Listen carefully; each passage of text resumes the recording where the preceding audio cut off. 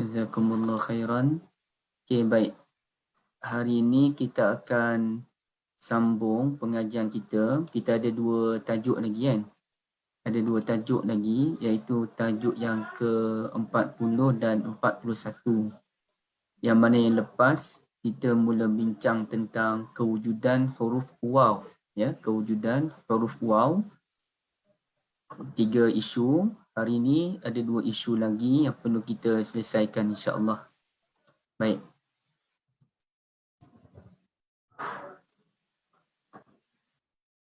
Silap pula.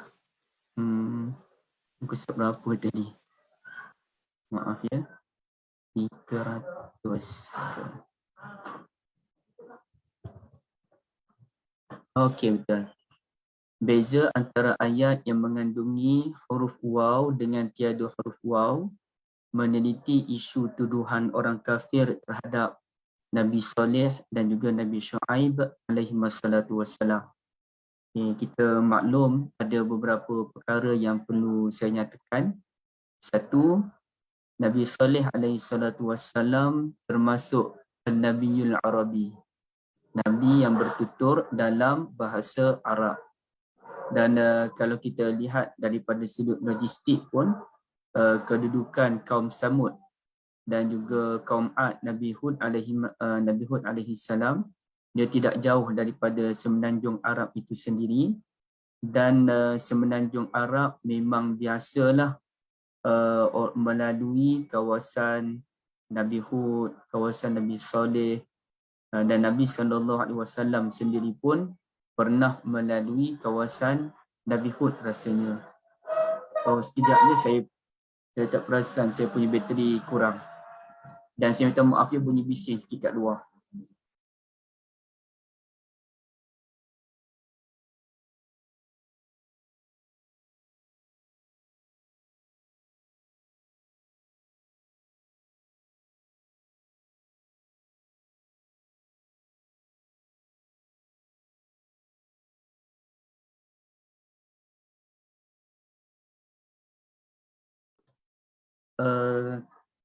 Tuan-tuan dan puan-puan, saya kena pindah tempat lain lah. Saya tak berani nak guna plug tempat saya duduk sekarang ni, takut dia ada masalah. Jadi saya pindah sekejap tempat lain je.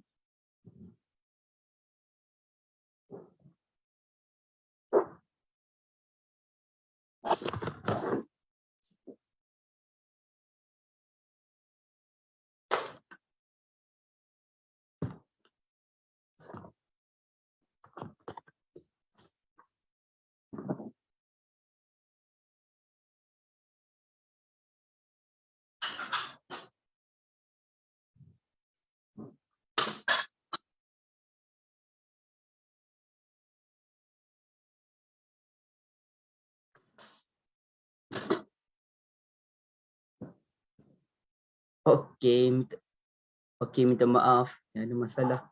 Itu satu. Kaum penempatan kaum Nabi Saleh dengan kaum Nabi Ad, dia tidak jauh daripada semenanjung Arab ya.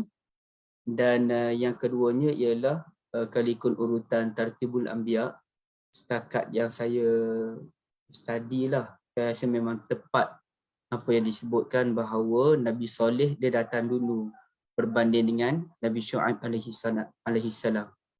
Nabi Shu'aib ni nabi-nabi yang terkemudian. Baik. Yang ketiga ialah kalau Nabi Saleh baginda berhadapan dengan satu kaum yang mana mempunyai kemahiran untuk membina penempatan daripada gunung ganang. Hebatlah. Itu dinyatakan dalam suratul Hijr pun sebut, dalam surah Asy-Syu'ara pun ada dinyatakan bahawa mereka membina rumah daripada bukit bukau ini dengan keadaan aminin, yang mana berasa aman, tidak ada ketakutan dengan penciptaan mereka. Dan yang keduanya farihin, dalam keadaan mereka berbangga dengan kemampuan mereka. Manakala Nabi Syuaib alaihi salam pula berhadapan dengan kaum Madian yang mana ini golongan-golongan korporat. Jadi kita akan lihat bagaimana isu perniagaan, penipuan dalam perniagaan, dan perniagaan itu jangan difikirkan perniagaan kecil-kecilan, hanya sekadar di pasar yang melibatkan duit beberapa puluh ringgit. Tak, itu pun ada juga isunya, tapi ini perniagaan skala yang besar. Sebagaimana sekarang kan dia ada perniagaan yang melibatkan juta-juta, puluh juta, bilion, bahkan trilion. Jadi itulah isu yang dihadapi oleh Nabi Syuaib alaihi salatu wassalam. Tapi yang menariknya, satu perkara yang saya belum dapat fahami dengan baik, begini ya, apa yang saya fahami, dalam banyak-banyak Nabi ni, Nabi yang paling berat antara Nabi yang kita kata menghadapi kaum yang sangat-sangat jahat. Ya?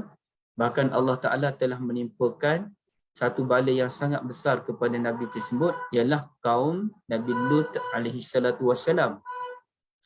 Tetapi, dan kita pun maklum, selain daripada Nabi Lut, ada 4 orang lagi Nabi Ulul Azmi tolak Nabi Muhammad sallallahu alaihi wasallam, iaitu ada Nabi Nuh, ada Nabi Ibrahim, ada Nabi Musa, dan ada Nabi Isa.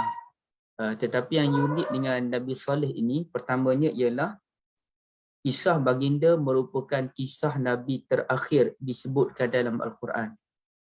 Walaupun nama Nabi terakhir ialah nama Ibrahim dan Musa, Suhafi Ibrahim wa Musa.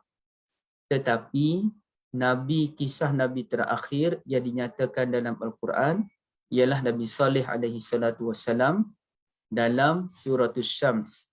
Allah Ta'ala telah menggunakan nama Nabi Saleh dengan gelaran Rasulullah. Faqala lahum Rasulullah naqatallahi wa suqiyaha. Satu. Yang keduanya, surah tersebut merupakan surah yang paling banyak menggunakan lafaz al-qasam, lafaz sumpah. Semuanya ada 11. Wasyamsi wa duhaha wal qamari idza talaha dan sebagainya, ada 11. Jadi kenapakah Allah Ta'ala telah mempamerkan kisah Nabi Saleh ini dalam keadaan yang begitu luar biasa, begitu banyak lafaz sumpah, dan kenapa ia diletakkan di hujung sekali dalam Al-Quran? Yang tu saya tidak ada jawapan dia. Dan semoga Ustaz Yusof ada jawapan dia yang boleh dikongsikan dengan tuan-tuan dan puan-puan. Dan jika ada, boleh maklumkan pada saya lah ya. Baik, sekarang ni kita nak lihat bagaimana huruf waw telah menjadi garis pemisah yang sangat halus antara tuduhan orang kafir terhadap 2 orang Nabi ini. Okey, apa ceritanya tuan-tuan dan puan-puan ya? Baik, ini dalam surah Asy-Syu'ara menceritakan tentang kedua-duanya surah Syu'ara. Satu Nabi Saleh, yang keduanya ialah Nabi Syuaib. Okey, cuba lihat ya. Qalu in a'udzubillahi minasyaitonir rajim. Saya nak bagi nampak ada 2 tu macam mana tu ya. Tak apa. Qalu innama anta minal musahharin ma anta illa basyarum misluna fa'ti bi ayatin in kunta minas sadiqin. Mereka berkata, innama hanyasanya kamu, anta minal musahharin, hanyasanya anta minal musahharin, kamu termasuk orang yang musahharin. Ma anta illa basyarum misluna, kamu tidak lain hanyalah manusia seperti kami. Fa'ti bi ayatin in kunta minas sadiqin, maka datangkanlah dengan bukti-bukti sekiranya, datangkanlah satu bukti sekiranya kamu termasuk orang yang benar. Okey, itu cerita dia ya. Cuba kita lihat terjemahan dia. Saya nak tengok terjemahan dia tu macam mana bentuk dia. Terjemahan surah Syu'ara. Okey, hari ini tuan-tuan dan puan-puan kena sabar sikit ya, sebab proses pembersihan di luar jadi bunyi bising lori datang ya. Saya minta maaf. Okey. Saya nak tengok terjemahan cerita Nabi Soleh macam mana. Nabi Soleh belakang lagi. Tengok Mereka menyatakan sesungguhnya kamu hanyalah seorang daripada golongan yang kena sihir. Okey, ingat ni? Golongan yang kena sihir, musahharin. Okey. Bagaimana pula dengan Nabi Syuaib? Qalu innama anta minal musahharin. Sama tak? Qalu innama anta minal musahharin. Ini dalam kisah Nabi Saleh. Dan Nabi Syuaib pun sama. Qalu innama anta minal musahharin. Tuan-tuan dan puan-puan, sekejap boleh tak saya keluar sekejap je? Ada.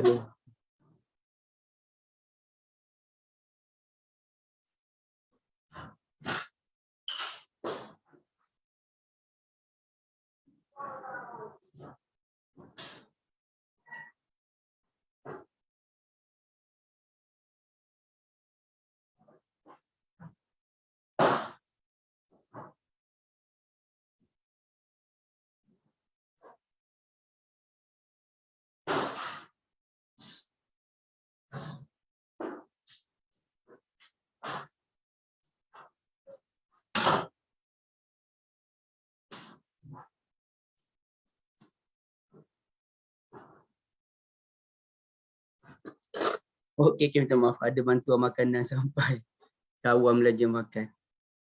Okey, yang kedua ialah kalau kita lihat ma anta illa basyarum misluna, dan ayat ini pun wa ma anta illa basyarum misluna. Okey, sama, yang membezakan hanyalah pada wa kan. Ma anta, yang ini wa ma anta. Okey, itu beza dia. Ma anta dengan wa ma anta. Okey. Cuma yang satu lagi beza hujung sekali tu ma anta illa basyarum misluna.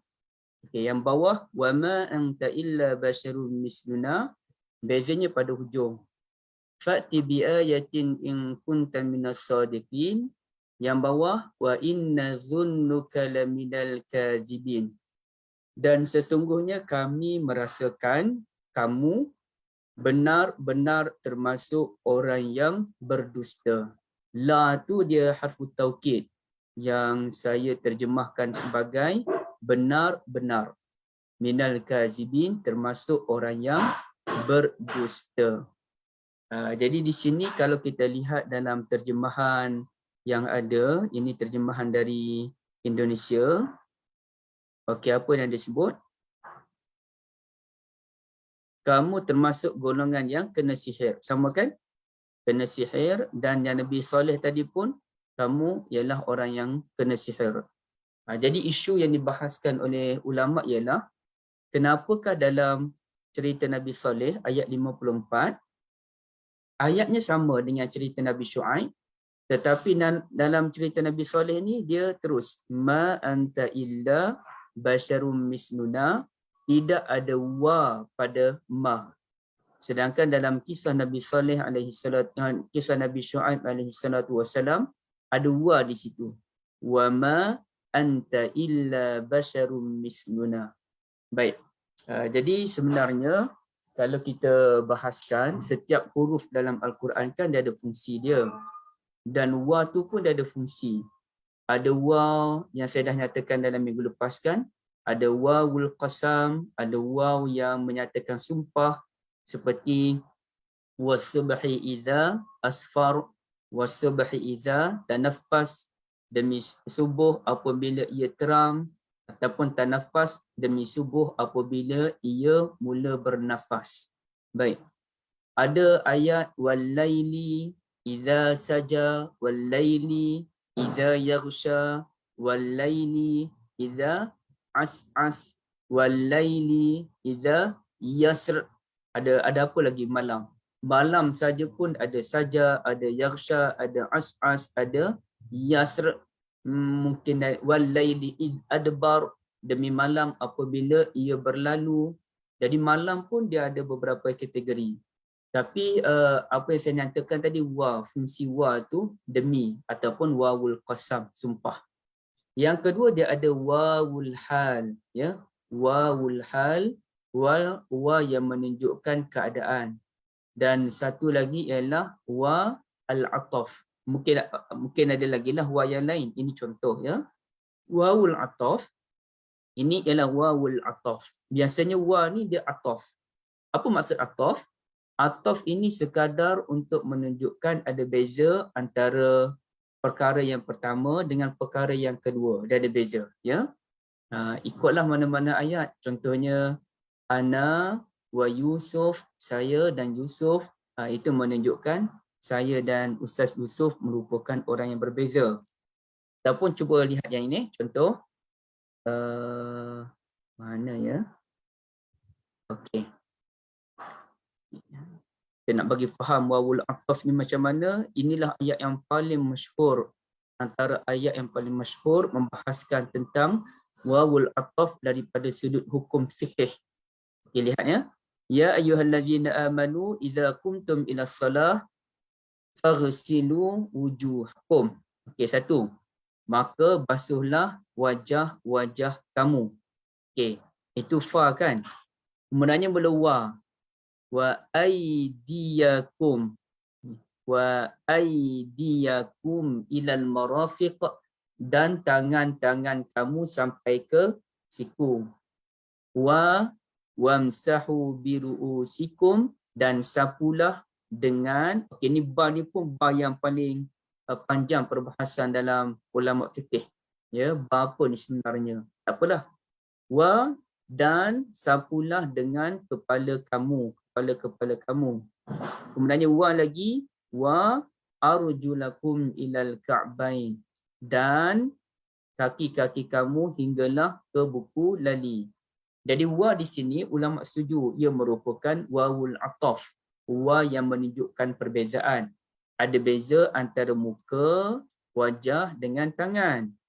Ada beza tangan dengan kepala. Ada beza antara kepala, perbuatan menyapu kepala dengan perbuatan membasuh kaki ke buku lali. Jadi kalau ikut wawul ataf sekadar untuk menunjukkan perbezaan, bukannya urutan. Ya, kalau urutan ni summa, kemudian. Ya, kalau summa dia merujuk kepada benda yang urutan. Mula-mula kita nak buat ayat ini, summa kemudiannya apa? Summa kemudiannya apa? Okey, dan banyaklah ayat Al-Quran yang menyatakan summa kan. Contoh yang paling simple, summa latus'alunna yawma idzin 'anil na'im.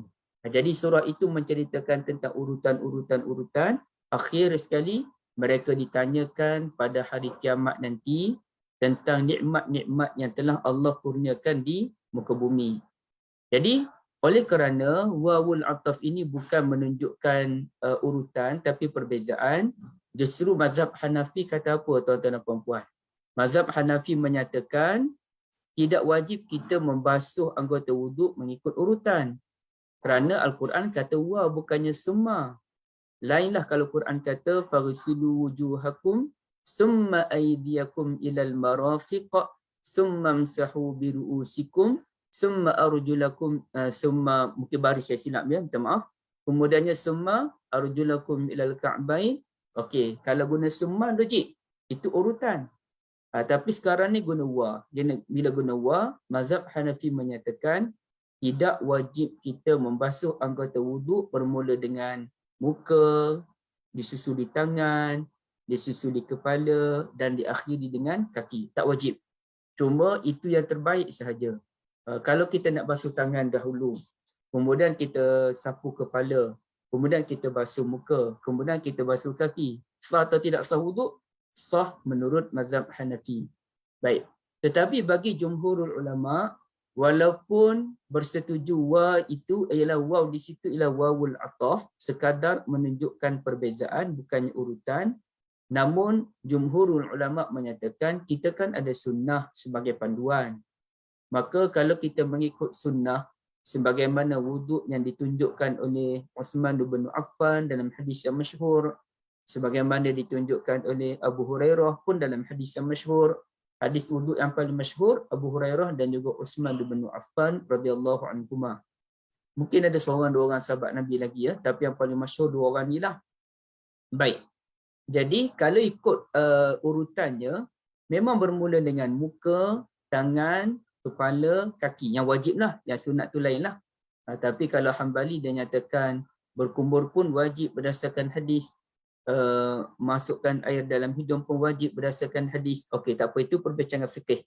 Saya nak cerita pasal wow. Baik. Jadi bagi jumhur ulama, hadis ada sebagai panduan, jadi kita kena ikut urutan. Tapi bagi Hanafi tak, hadis tidak menyatakan wajib. Sumber utama kita Al-Quran. Jadi Al-Quran kata wa. Hadis hanya menunjukkan yang terbaik. Tapi tak wajib. Tak wajib. Yang terbaik ikut urutan.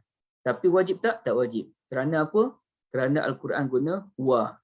Jadi saya nyatakan benda ni supaya tuan-tuan dan puan-puan jelas.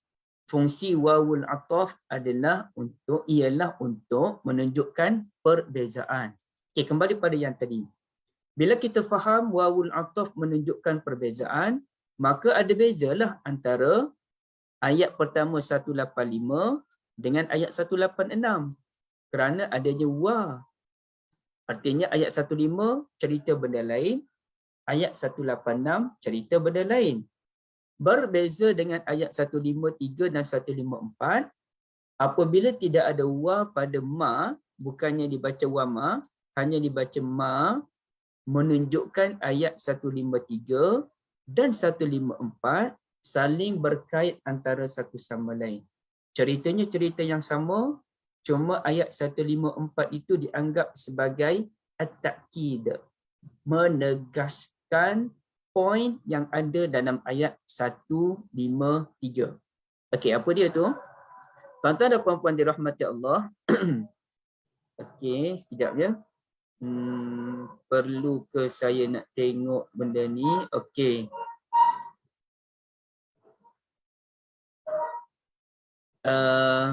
Bashar. Saya lupa nak terangkan. Bashar bererti manusia secara physically. Dia berbeza dengan An-Nas. An-Nas manusia, Al-Insan manusia. An-Nas nak guna masa mana? Al-Insan nak guna masa mana? Contohnya kalau An-Nas minal jinnati wan nas. Qul a'udzu birabbin nas, apa itulah. Kalau Al-Insan pun banyak. Ya ayyuhal insan ma gharraka birabbikal karim. Okey, insan. Kalau Bani Adam pun banyak. Ya Bani Adam khudhu zinatakum inda kulli masjid. Dan ada kalimah bashar dalam beberapa ayat Al-Quran. Qul innama ana basyarum mislukum yuha ilai wa ma ja'alna li basyarim min qablikal khuld fa in mitta fahumul khalidun. Jadi bashar ini ialah manusia secara physically yang melibatkan hidung, telinga, mata, pipi, kepala, tangan, kaki, secara physically itu dipanggil sebagai bashar. Jadi sebagai contoh ayat kita nak nyatakan, kita sama je daripada sudut bashar. Saya dan tuan-tuan sama daripada sudut kita ialah bashar. Ada physically sama. Tetapi kita mungkin berbeza daripada sudut insaniyah. Al-insan. Al-insaniyah kita berbeza. Bahkan daripada sudut An-Nas kita pun, dalam bahasa Melayu tak adalah kalimah An-Nas kan. Tapi insaniyah kita sebut. Daripada sudut insaniyah dan juga An-Nas kita berbeza. Tapi daripada sudut bashar, kita boleh dikatakan hampir sama. Yang bezanya kalau ada orang yang special yang Allah berikan, sedikit berbeza dengan kita daripada sudut physically, itu sedikit sahaja perbezaan dia. Okay, baik. Jadi tuan-tuan dan puan-puan dirahmati Allah, ada beberapa jawapan diberikan oleh ulama. Okay, ada dua jawapan kot yang saya berjaya kumpulkan. Tengok. Jawapan yang pertama diberikan oleh Al-Alusi di dalam kitab Ruhul Ma'ani. Ruhul Ma'ani antara kitab yang membahaskan sesuatu isu agak panjang lebar. Dan saya kira ialah satu kitab yang amat hebat. Satu kitab yang luar biasa tetapi memeningkan. Memeningkan. Kecuali orang yang begitu pandai dalam bidang bahasa, dia nak tumpahkan perhatian sepenuhnya dengan perbahasan Al-Alusi, silakanlah. Tapi kalau saya tak mampu, terlalu berat. Saya tak kata terbaik, tapi saya kata berat perbahasan dia. Kitab yang terbaik ini dia kena tengok daripada pelbagai sudut pula. Baik. Kalau Nabi dia kata, Nabi Syuaib alaihi salam ini merupakan khatibul anbiya, pembidato kalangan anbiya. Dan hal yang sama ada disebutkan oleh Hamka pun di dalam kitab Tafsirul Azhar, bahawa Nabi Syuaib merupakan nabi yang paling pandai berpidato, ya, nabi yang paling pandai berpidato. Okey, baik. Maka kerana baginda merupakan nabi yang paling pandai berpidato, namun kaumnya menolak ajaran tersebut. Okey, kaum dia tolak ajaran tersebut oleh kerana ada nilai tambah ada nilai tambah baginda merupakan nabi yang pandai berpidato, maka dia letakkan wa di situ. Wa ma anta illa basyarum misluna, dan kamu hanyalah manusia seperti kami. Ia membezakan kamu dengan kami ialah kamu pandai sembang. Kalau bahasa kasar lah, minta maaf ya, bukan kita katakan Nabi Syuaib, kita nak gambarkan kaum Nabi Syuaib ni, kamu ni sembang kari je. Kata kan, sembang kari je. Itu je beza antara kita. Kami sembang benda yang betul, kamu Syuaib sembang kari je. Sembang je, ataupun setengah orang sebut sembang derah. Okey, sembang kosong lah. Jadi kerana ada nilai baginda merupakan seorang yang pandai berpidato, maka dinyatakan wama, dan kamu tidak lain dan tidak bukan, hanyalah manusia seperti kami. Sekejap.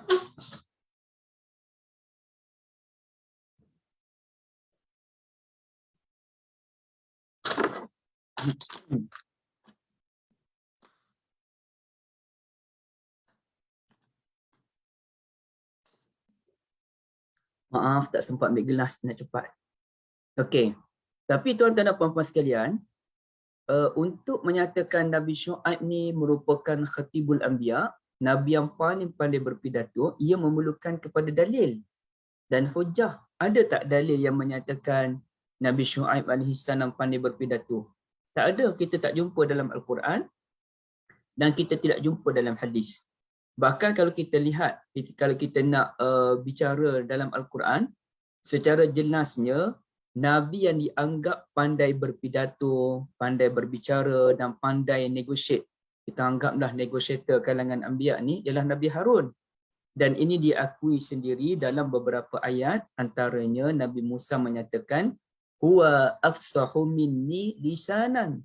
Dia lebih fasih lidahnya daripada saya, kata Nabi Musa. Nabi Musa fasih, tapi Nabi Syuaib lagi fasih, afsah. Okey. Jadi di sini untuk menyatakan Nabi Syuaib pandai berpidato, tidak ada hujah. Yang kedua, dan kalau Nabi Syuaib pandai berpidato sekalipun, ya, kerana Nabi Syuaib pandai berpidato sekalipun, apa kaitannya dengan kewujudan huruf waw? Apa kaitannya dengan kewujudan huruf waw? Ini agak pelik. Apalagi Nabi-Nabi yang lain pun dituduh sembang kari oleh kaum masing-masing. Pun dituduh pandai cakap je. Jadi nak kata kerana Nabi Syuaib ni pandai berpidato, maka kena ada wa pada wama anta illa basyarum misluna, ia merupakan hujah yang agak mengelirukan.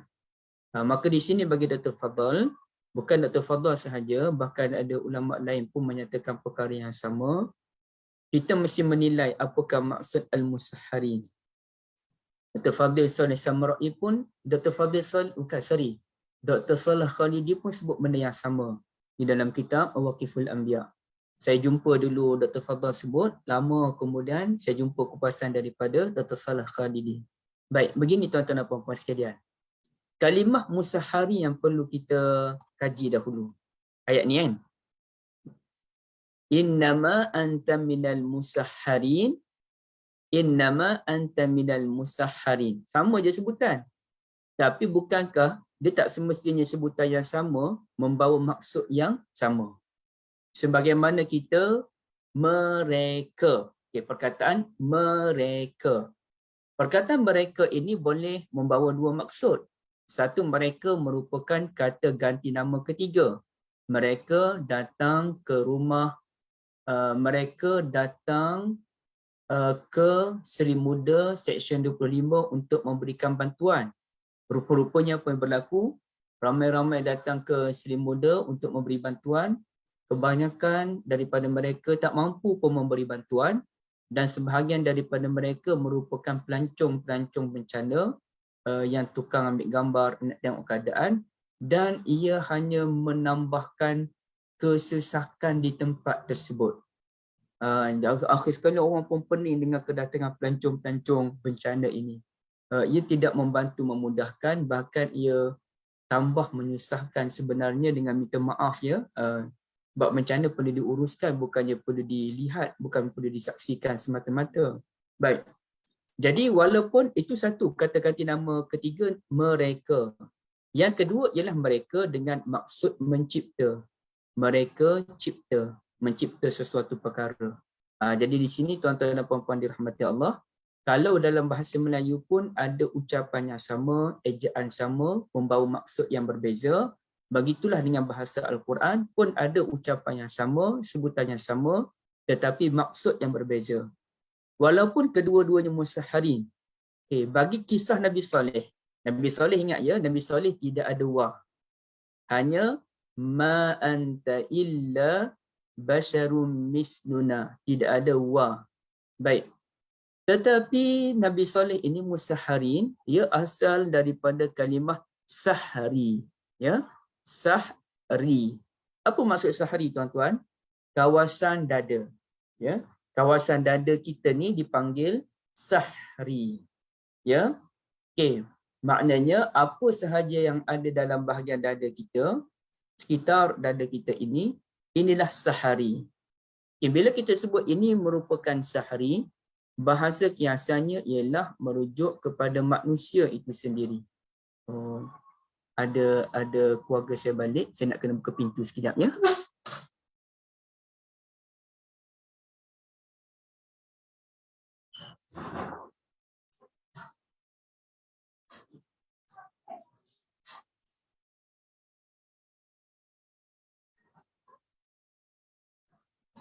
Okey. Jadi ia merujuk kepada kemanusiaan itu sendiri. Yang mana kita ada dada, kita perlu bernafas. Kemudiannya yang berkait semua dengan anggota badan kita ni, kita nak makan, kita nak minum. Di sinilah segala-galanya ada. Okey, baik. Jadi dalam kes Nabi Saleh alaihi salatu wasalam, musaharin dia asal daripada kalimah sahri. Baik. Artinya tuan-tuan dan puan-puan dirahmati Allah, kalau kita lihat balik dalam kisah Nabi Shu'aib alaihi salatu wassalam, ya. Qalu innama anta minal musahharin ma anta illa basyarum misluna. Artinya musahharin ini bukannya daripada golongan yang kena sihir, bukan. Tapi manusia. Innama anta minal musahharin, hanya sahaja engkau termasuk daripada manusia yang mempunyai organ pernafasan macam kami, yang ada secara luarannya dada, dalamannya ada macam-macam benda, kamu nak makan, kamu nak minum, sama dengan kami semua. Ma anta illa basyarum misluna, kamu tidak lain dan tidak bukan, hanyalah manusia seperti kami. Jadi maknanya ayat 154 tu dia menegaskan poin yang ada dalam ayat 153. Okay, saya ulang balik. Mereka berkata, hanya sahaja kamu ni Saleh, hanyalah manusia seperti kami yang mempunyai organ pernafasan seperti kami. Saya semula. Hanya sahaja kamu ini mempunyai organ pernafasan seperti kami, makan minum seperti kami. Ma anta illa basyarum misluna, secara fizikalinya kamu sama sahaja dengan kami. Yang lain-lain, tadi musaharin dia khusus hanya bahagian dada, melibatkan isu pernafasan, makan minum seumpamanya. Tapi secara fizikalinya, keseluruhannya bermula dari atas sampailah hujung sekali, secara fizikalinya kita sama. Itu ayat umum pula. Ayat 153 khusus, ayat 154 yang bersifat umum. Jadi kalau kamu ni manusia seperti kami, tunjukkanlah satu bukti yang menyatakan kamu ni Nabi, kami ni pula merupakan orang yang layak untuk mengikuti kamu. Okey, itu satu. Kemudiannya tuan-tuan dan puan-puan, bagaimana pula dengan huruf wa yang wujud dalam kisah Nabi Shu'aib? Dalam kisah Nabi Shu'aib, wa tu kan menunjukkan benda yang berbeza. Jadi memanglah ayat 1 ayat 185 dengan 186 tu berbeza. Anta minal musahharin di sini memang merujuk kepada sihir. Mereka menyatakan kamu ni hanyalah ahli sihir. Satu, kamu tidak lain dan tidak bukan manusia seperti kami. Oleh kerana kami menyangka kamu ni golongan yang kena sihir dan kamu ni merupakan pengamal ahli sihir, kami merasakan kamu ni merupakan golongan pendusta. Sebab kamu ni sihir, pasti kamu ni merupakan orang yang berdusta. Jadi itulah beza antara musahharin dalam kisah Nabi Saleh dengan musahharin dalam kisah Nabi Syuaib alaihi wassalatu wassalam. Okay.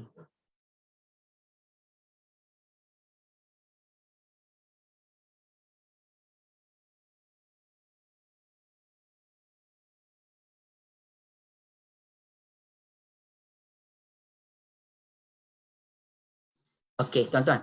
Ada sebarang persoalan boleh ajukan ya. Ini dalam kitab rujukan saya, Lamasan wa Lataif oleh Dr. Fadal. Dan juga dalam kitab Mawaqiful Anbiya oleh Dr. Salah Al-Khadidi. Kalau ada soalan, maklumkan terus. Yang kedua ialah beza antara ayat yang mengandungi huruf waw dengan tiada. Kita nak teliti ayat berkenaan pintu syurga dan pintu neraka pula. Ya, pintu syurga dan pintu neraka. Baik. Mana ayat dia ni? Surah apa tuan-tuan dan puan-puan tahu ke? Ini surah Az-Zumar.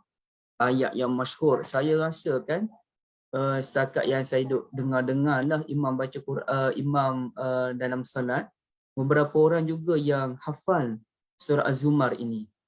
Maknanya surah Az-Zumar ini merupakan ayat yang masyhur lah tuan-tuan dan puan-puan. Yang ayat hujung ada ayat-ayat ini je lah. Ini merupakan ayat yang agak masyhur, ramai orang hafal. Okey, mana surah Az-Zumar ni, tak nampak sini. Okey. Surah Az-Zumar bermula ayat yang ke ni memang sampai habis ni. Ayat yang ke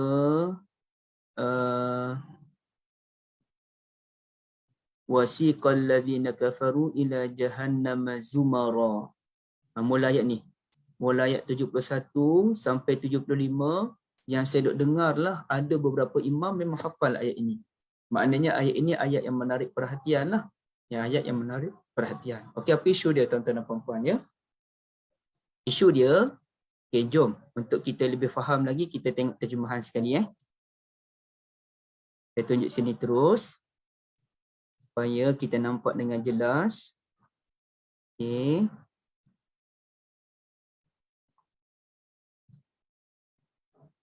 Okey, ayat dia ya. Wasiqal ladzina kafaru ila jahannama zumara. Orang-orang kafir dihalau ke Jahannam secara rombongan-rombongan, berpasukan-pasukan, ramai-ramai. Baik. Hatta idza ja'uha, apabila mereka sampai ke neraka, futihat abwabuha. Futihat abwabuha. Bila mereka sampai ke neraka, pintu neraka pun dibuka. Ya. Okey. Saya ulang balik. Orang kafir ini diheret ke neraka Jahannam secara beramai-ramai, dan bila mereka sampai ke neraka, barulah pintu neraka itu dibuka. Futihat abwabuha. Gambarannya apa tuan-tuan dan puan-puan? Gambarannya seolah-olah pintu neraka masa itu ditutup. Dan wallahu a'lam bil haqiqah. Allah sajalah yang tahu tentang hakikat sebenarnya. Tetapi secara ayat Quran zahirnya yang kita faham begitu. Bila sampai sahaja ke depan Jahannam, barulah futihat abwabuha, dibuka pintu-pintunya. Okey, baik. Kemudiannya malaikat neraka Jahannam pun tanyalah, bukankah datang Rasul pada kamu, baca ayat Al-Quran pada kamu, sekian-sekian-sekian. Ila dukhulu abwaba jahannam khalidina fiha. Dikatakan masuklah kamu ke dalam neraka Jahannam khalidina fiha. Okey, baik. Kemudiannya kita lihat pula ayat wasiqal ladzina taqaw rabbahum ilal jannati zumara. Manakala orang yang bertakwa kepada Tuhan mereka, mereka dibawa ke dalam bukan ke dalam ya, ke syurga secara pasukan-pasukan beramai-ramai. Hatta idza ja'uha, apabila mereka sampai di syurga, wa futihat abwabuha. Dalam keadaan, wa di sini dipanggil wawul hal, yang ada saya nyatakan tadi. Wawul hal menunjukkan keadaan. Bila mereka sampai je ke syurga, dalam keadaan pintu syurga sudah terbuka. Jadi di situ ada beza ya. Futihat abwabuha, ada wa tak? Tak ada wa kan? Di sini ada wa tak? Di sini ada wa. Wa futihat abwabuha. Di sini tak ada wa. Okay, saya dah terangkan tadi, kalau tak ada wa apa maksudnya? Masa itulah baru pintu neraka dibuka. Yang ini ada wa apa maksudnya? Bila dah sampai ke syurga tu dalam keadaan pintu syurga memang sudah terbuka. Ya? Sampai je pintu syurga tu dah terbuka dah. Berbeza dengan pintu neraka, baru sahaja dibuka ketika itu.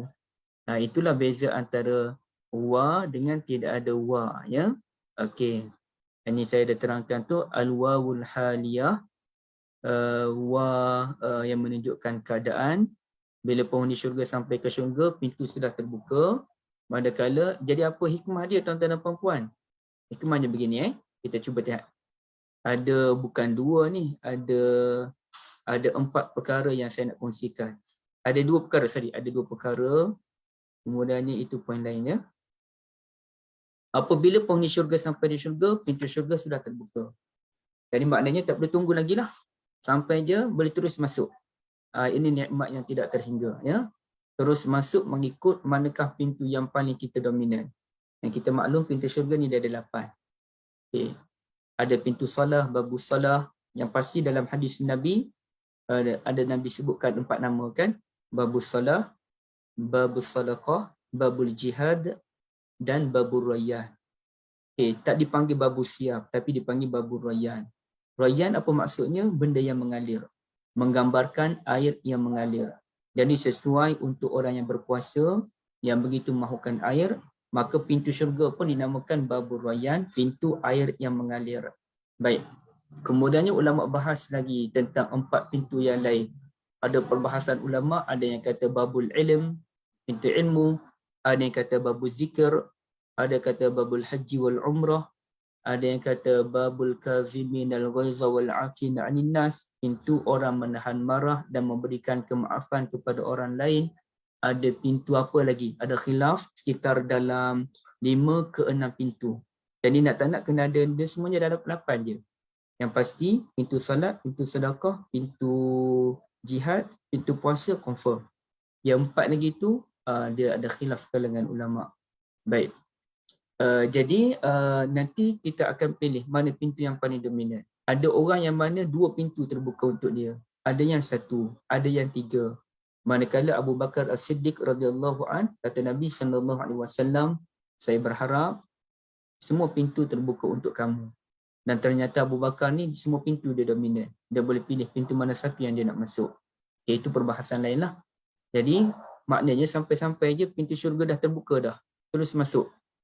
Bukannya masa tu baru nak dibuka. Ibaratnya apa tuan-tuan dan puan-puan?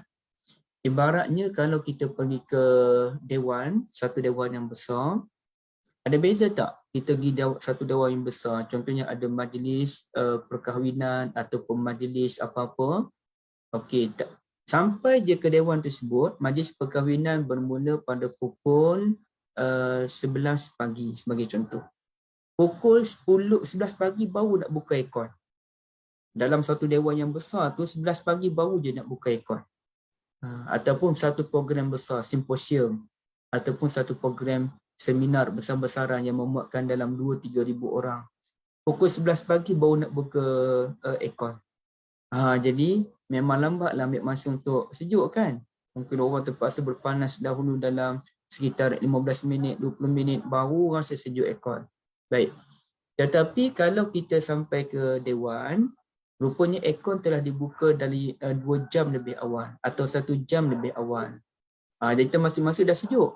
Itu kita seronok yang itulah kan, yang aircon dah dibuka. Begitu juga dengan syurga, bila kita sampai, pintu syurga dah dibuka. Jadi itu merupakan satu perkara yang membahagiakan. Tak perlu susah-susah, masuk dia terus ke dalam syurga, insya-Allah kita semualah. Berbeza dengan pintu neraka ni, dalam perjalanan ke neraka ni dia punya bau loya dia tu, bau busuk dia tu sudah dapat dihidu sepanjang perjalanan. Bahkan dalam perjalanan menuju ke neraka pun satu perkara yang mengerikan. Sebaliknya perjalanan menuju ke syurga penuh dengan fenomena-fenomena yang indah, yang begitu mengujakan.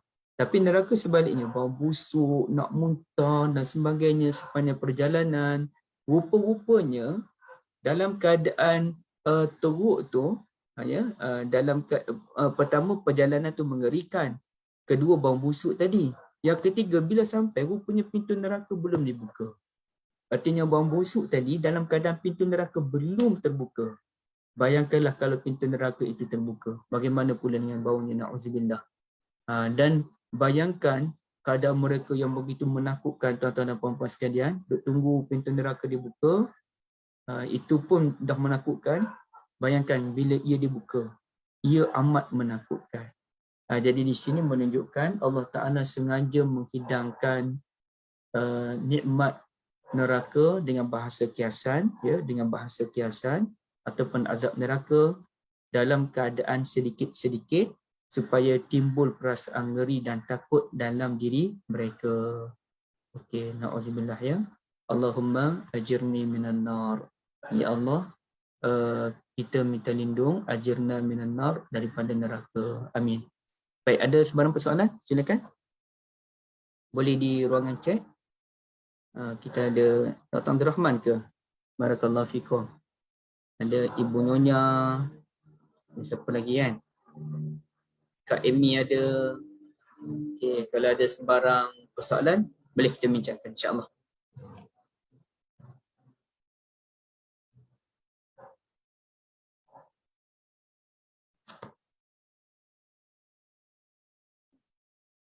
Ibu Nyonya okey? Alhamdulillah Ustaz, alhamdulillah. Alhamdulillah. Okay. Ustaz, saya nak tanya Ustaz, apa yang kalau kita tak baca tafsir lah kan, kalau kita macam mana kita nak membezakan waw tu wal ataf ataupun wawul hal? Sebab kemungkinan juga kita boleh juga kita nak kata yang dekat apa yang itu tu wawul ataf, dan masa nak golongan ahli syurga sampai dan pintunya terbuka, pintu itu tu, tapi dekat situ macam mana kita sebagai pembaca, kalau kita tak bacalah tafsir, kalau kita nak buatkan tu, macam mana cara kita nak tahu yang itu wawul ataf ataupun wawul hal? Ibunya, ini soalan yang payah sebenarnya. Dia tak ada cara untuk mengetahui benda yang sulit melainkan dengan belajar, sama ada kita dapat ilmu daripada guru secara langsung ataupun melalui buku, ya. Dia ada dua. Satu, bagi orang yang tidak langsung ada pengetahuan, nak tak nak dia kena berguru. Tapi yang kedua, bagi orang yang dia dah berguru, macam ibu-ibu lah, ibu tuan-tuan sudah berguru dengan Ustaz Yusof, Ustaz Uzair, Ustaz Afwan, ya. Jadi kita dah ada asas. Bila kita dah ada asas yang banyak, tengok keadaan ilmu masing-masing lah. Ada orang yang dia dah belajar tapi dengan minta maaf tuan-tuan dan puan-puan, ada yang dapat sedikit, ada yang dapat banyak. Tapi yang dapat banyak tu, maka dia boleh lanjutkan dengan membaca buku. Dia tak semestinya semua benda kena berguru. Tapi benda yang asas, benda yang basic, dia kena berguru. Kemudian kita kembangkan dengan pembacaan buku. Ataupun satu lagi bentuk perguruan yang mudah. Kalau kita belajarkan, dia ada teknik berguru ni, dia ada 4 teknik. Jadi antara teknik yang mudah ialah kita belajar dan kemudian kita rujuk kepada guru kita, apakah jawapannya sebenarnya. So dalam kes ini macam ibunya, saya kira ibunya boleh baca sendiri. Kemudiannya ibunya boleh rujuk kepada mana-mana guru ataupun pakar untuk mengesahkan jawapan dia. Tapi untuk kita tahu ini wawul ataf ke wawul hal, memang tak ada cara yang mudah lah. Itu benda yang sulit lah. Okey, alhamdulillah. Ingatkan ada bom bila ke?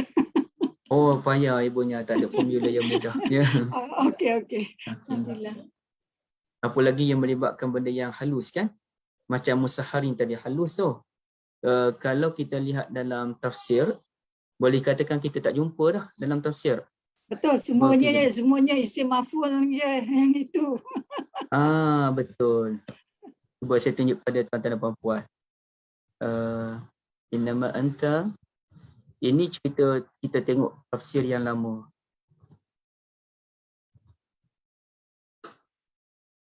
Yang tafsir yang lama dia ada cerita tak benda ni sebenarnya kan. Qalu innama anta minal musahharin. Okey, ini tafsir dari As-Sa'di. Tafsir As-Sa'di, innama anta minal musahharin. Dia sebut qad saharta, kamu disihir. Tapi Sa'di ni dia tafsir baru. Dia bukan ulama lama. Pun dia kata disihir. Kemudian kalau kita lihat tafsirul Wasit Tantawi. Tantawi ni antara ulama tafsir yang saya minat lah. Tapi dalam kes ini pun dia kata kena sihir. Dia pun ulama baru, dia bukan ulama lama. Al-Baghawi pun kena sihir juga, minal mashurin al-makhdu'in, yang ditipu.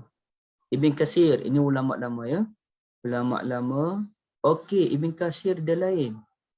Ibn Katsir amat menarik, saya pun tak perasan ni. Dia ada bawa satu pandangan. Okey. Walaupun bawah ni berkaitan dengan disihir, tapi yang sini dia syarah sebagai minal makhluqi, termasuk orang makhluk. Maknanya sama dengan apa yang dikupas oleh Dr. Salah dan Dr. Fadal. Okey. Ibn Katsir padahal dia ulama lama tu, tapi dia ada sebut dalam benda tu. Okey, kemudiannya ni pun sebut juga, Al-Qurtubi pun sebut. Masya-Allah, rupanya ulama lama pun sebut benda ni. Al-Qurtubi pada awalnya dia nyatakan pandangan memang kena sihir.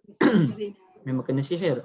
Tetapi ada pandangan menyatakan minal mu'allimina bit-ta'am wasyarab, sama dengan apa yang kita kupas, iaitu orang yang makan, minum sama dengan kita. Ini ar-ri'a ay basyarul laka, kamu ni manusia seperti kami, yang makan, yang minum sama dengan kami. Rupanya ulama lama pernah sebut tuan-tuan dan puan-puan. Saya tak perasan benda ni. Alhamdulillah. Jadi maknanya ada ulama, kalau kita baca sebahagian kitab, ulama-ulama lama dia tak sebut. Tapi ditemui oleh ulama-ulama yang baru. Tapi dalam kes Musahharin ni, saya pun terlepas pandang untuk tengok tafsir ulama yang lama. Pun mereka ada bawa pandangan minal makhluqin dan sebagainya. Alhamdulillah.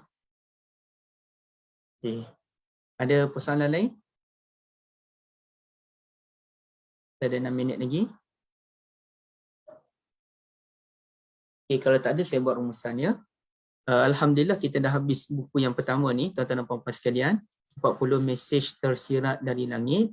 Dan insya-Allah nanti kita akan boleh mula buku yang siri yang kedua, ya, siri yang kedua, membahaskan tentang kalimah Quran dengan baik. Dan sebenarnya tuan-tuan dan puan-puan, saya sedang berkira-kira untuk buat satu buku, yakni buku tentang usul kalimah dalam Al-Quran. Ya, usul kalimah dalam Al-Quran. Dan adalah bahagian dia. Pertamanya usul kalimah yang melibatkan tentang waktu malam, subuh. Bukan saja waktulah, tentang alam. Alam yang melibatkan alam al-falakiyah. Matahari, bulan, misbah, an-nujum dan sebagainya. Kerana an-nujum ada yang bermaksud bintang, biasanya bermaksud bintang. Tapi ada juga an-najam, wan-najmu wasyajaru yasjudan, tidak bermaksud bintang, tapi ia bermaksud tumbuh-tumbuhan. Okey, jadi kita nak kaji kenapa an-najam ini boleh difahami sebagai bintang dan ada yang difahami sebagai tumbuh-tumbuhan. Dan juga boleh difahami sebagai Nabi SAW menurut tafsir yang lain. Boleh difahami sebagai macam Al-Quran. Al-Quran pun difahami sebagai an-najam. Tapi ceritanya, kenapa dalam pelbagai tafsir yang ada, boleh an-najam ni bintang pun boleh, Quran pun boleh, Nabi SAW pun boleh, tumbuh-tumbuhan pun boleh. Nak tak nak kena kaji usul kalimah an-najam itu sendiri. Okey, satu. Kemudiannya saya rancang nak kaji usul kalimah yang melibatkan ibadah. Raka'a, syakara, sajada, siyam.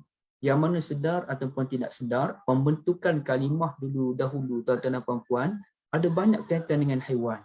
Syakara ada kaitan dengan haiwan, syukur. Siam, puasa ada kaitan dengan haiwan. Barakah ada kaitan dengan haiwan. Hikmah ada kaitan dengan haiwan. Jadi orang Arab dulu dia hidup dengan haiwan kan. Jadi daripada haiwan itulah dia membentuk kalimah dia. Bentuk kalimah itu, bentuk kalimah ini. Jadi nak tahu usul kalimah tu macam mana. Okey, itu dalam bahagian ibadah. Dan saya juga bercadang untuk ada seorang abang tu yang saya kenal. Beliau selalu berhubung dengan saya, duduk di UK. Beliau kerja di UK. Saya pun tak kenal beliau secara lanjut. Tapi selalu berhubung bincang-bincang ilmu. Beliau telah mengkaji lebih daripada 200 perkataan dalam Al-Quran yang telah digunakan dalam bahasa Melayu. Maknanya bahasa pertuturan kita ni, lebih 200 tu memang dah ada dalam Al-Quran. Dan beliau buat dalam bentuk poster yang menarik. Ringkas saja dia punya penyampaian dia. Jadi saya bincang dengan beliau, apa kata kita bukukan kajian beliau tu, dan ambil kajian beliau tu, kredit atas nama beliau, dan saya nak buat tambahan. Jadi penulis bersama. Sebab saya tengok benda yang dia buat tu terlalu simple. Jadi nak tak nak kena cari dia punya usul kalimah secara lebih mendalam. Seperti kalimah lafaz. Itu dalam Al-Quran.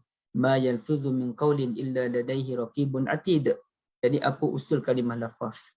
Kemudiannya apa usul kalimah kafura? Apa usul kalimah? Banyak lagi lah dalam bahasa Al-Quran ni telah dimelayukan. Okey, jadi beberapa benda ni dipanggil sebagai mufradatul Quran. Dan benda mufradatul Quran telah dibahaskan oleh ulama dahulu seperti Ar-Raghibul Asfahani, kitab mufradatul Quran, dan ada lagi lah ulama yang lain. Namun saya lihat benda tu masih boleh diperhalusi, ya, masih boleh diperhalusi dengan cara yang lain.